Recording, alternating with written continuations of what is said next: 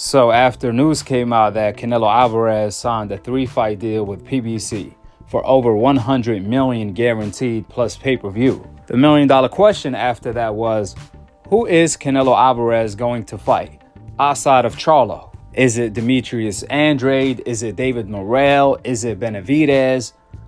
All of these are great fights. These are some of the fights that the fans have been asking and begging Canelo Alvarez to fight for nearly a decade. For 10 years, since 2014, the fans have been asking Canelo to fight Charlo and Andrade. Now, since Canelo lost to Bivol and he had nowhere to go but the Bivol rematch, which is clearly a fight Canelo didn't want to take since it was a guaranteed another loss. Due to that, he had no other choice but to sign with PBC because they are offering him the most amount of money. So if he blew this opportunity, he might have never gotten it again, at least for that same amount of money. Remember, the last time around, PBC offered Canelo Alvarez even a bigger, more lucrative offer than this time around.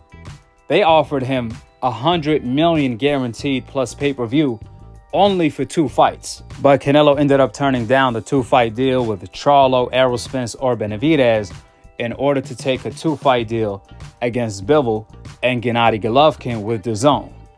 Now, since he lost to Bivol and his stock dropped since then, PBC still ended up offering Canelo a lucrative offer, but instead of the offer being for a 2-fight deal, now it's for a 3-fight deal for nearly the same amount of money. However, even then, this was still the biggest offer on the table. PBC offered Canelo Alvarez more money than any other network.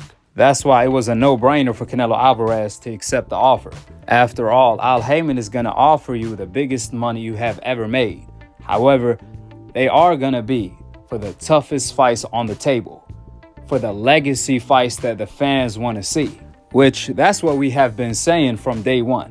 Canelo keeps talking about payday, payday, payday, but he keeps turning down his biggest paydays for his biggest legacy days, for the biggest legacy fights on PBC. But I guess it's all about timing when it comes to Canelo Alvarez, since he likes to fight his opponents coming off their worst performances. When you look at this deal, it makes sense for Canelo all around the board. First of all, he is fighting Charlo 10 years later than when he was supposed to, which is ironic because Canelo fans stay talking about how Floyd fought Pacquiao 5 years later, even though it was Pacquiao who ducked Floyd prime for prime. It was Pacquiao who turned down a 50-50 offer all around the board in 2009, all because of a steroid test. However, let the Canelo Alvarez fans tell it, they still blame Floyd for Pacquiao ducking Floyd prime for prime. They still lie to themselves and say Floyd fought Pacquiao 5 years later in order to age Pacquiao out when Floyd was older than Pacquiao. But with that same breath, they defend Canelo for fighting Charlo 10 years later. When you bring up the facts that Charlo is coming off more than a 2-year layoff, he has to move up in weight, and he's coming off his worst performance of his career against Montiel, where Canelo fans said Charlo was exposed. But all of a sudden, they want to pretend that Canelo never avoided Charlo and he's fighting Charlo at his best. Nevertheless, I'm just happy and excited that Canelo finally chose to fight Charlo. I don't care why. I'm just happy that the fight is happening. But here is why the deal makes sense. Canelo could fight Charlo right now while Charlo is vulnerable. If he wins, he could move on to fight Andrade, Benavidez, or maybe Errol Spence if Errol Spence beats Crawford. But let's say Charlo beat Canelo. Canelo could either rematch Charlo. If he loses again, he don't have to fight Benavidez after that, Morrell, or Andrade. He could fight Errol Spence if Errol Spence loses to Crawford or wins. So the deal makes sense all around the board. He gets to fight Charlo while Charlo is vulnerable. And he also gets to fight Errol Spence while Errol Spence has to move up 3 weight divisions and at the same time make the most money he had ever made his entire career. We shall see how everything plays out.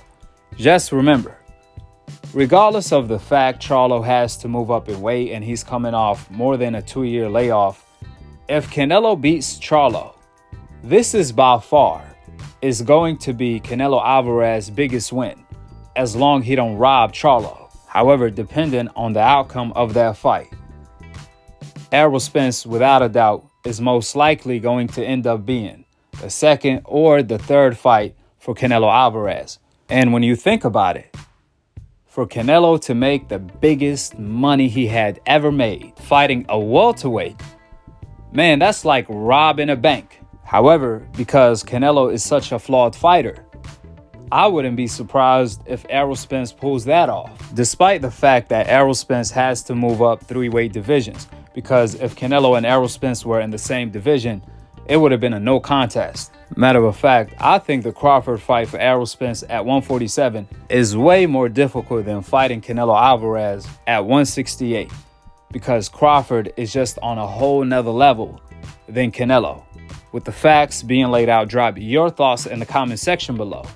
And I'm going to leave you guys with what Errol Spence had to say. Subscribe below, and I'm out of here.